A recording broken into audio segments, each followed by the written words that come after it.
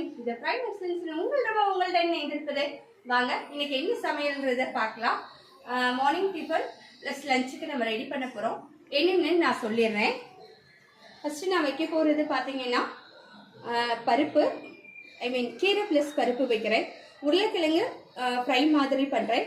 ரசம் வைக்கிறேன். அவ்வளோதான் இன்னைக்கு வைக்க போகிறோம். இதை தான் நான் ரெடி பண்ணியிருக்கேன். நம்ம நிறைய பேருக்கு பார்த்தோம்னா டைம் ஆயிடுச்சுன்னா நிறைய வேலைகள் நம்மளால கவனமாக செய்ய முடியாது. இன்னைக்கு எப்பயுமே நான் செய்கிறது தான் தனித்தனி வீடியோவாக போடுவேன். இன்னைக்கு ஒரே வீடியோவாக நான் அதில் போடுறேன். இந்த கடலை எண்ணெய் நாங்கள் வாங்கினோம், ஜேம்ஸ் கோல்டு நல்லெண்ணெய். இந்த கப்புக்காகவே திரும்ப வாங்கலான்ட்டு திரும்ப நான் ஆர்டர் போட்டுட்டேங்க. நல்லா இருக்கு.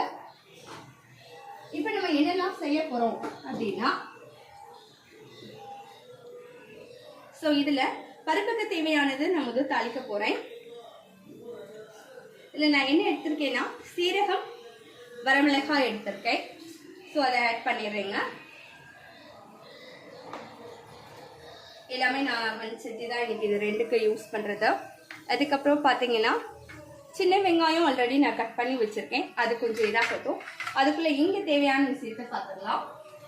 நீ எங்கள் பிறகு மோத கடவே போனோம்.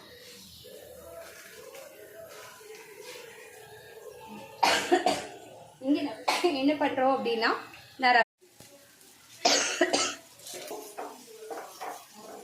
கொஞ்சம் நல்லா பொன்னிறமாகவே வரட்டும் கொஞ்சம் வெங்காயம். இப்போ நான் தக்காளி இதில் நான் ஆட் பண்ணிட்டேன். தக்காளி ஆல்ரெடி நான் பருப்புலேயே தூத்து வச்சுட்டேங்க. ஸோ ஆல்ரெடி கொஞ்சம் உப்பு மட்டும் நம்ம சேர்த்துருக்கோம். இது கொஞ்சம் நல்லாவே ஃப்ரை ஆகட்டும். அப்போ தான் டேஸ்ட்டு நல்லாயிருக்கும் நமக்கு.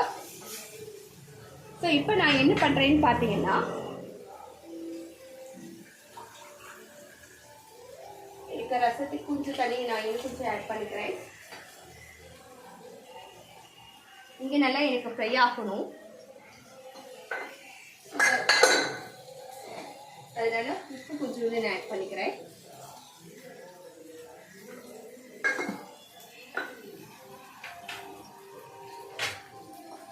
ஸோ இது ஓரளவு நமக்கு நல்லாவே ஆயிடுச்சு. தாளிப்பு இந்த அளவு நமக்கு இருந்தால் போதும். இந்த ஸ்டேஜில் பருப்பு ப்ளஸ் கீரை ரெண்டையும் நான் ஆட் பண்ணிடுறேங்க.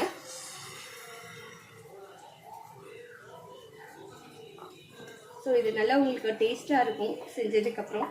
இல்லை நீங்கள் வேணும்னா காரத்துக்கு ஏதாவது ஆட் பண்ணிக்கலாம். நான் வரமிளகாய் போட்டிருக்கேன். இட்ஸ் எனக்கு பாப்பா ரொம்ப காரமாக இருந்தால் சாப்பிட மாட்டா, அதுக்காக. ஸோ நான் இப்போ இங்கே என்ன பண்ணுறேன்னா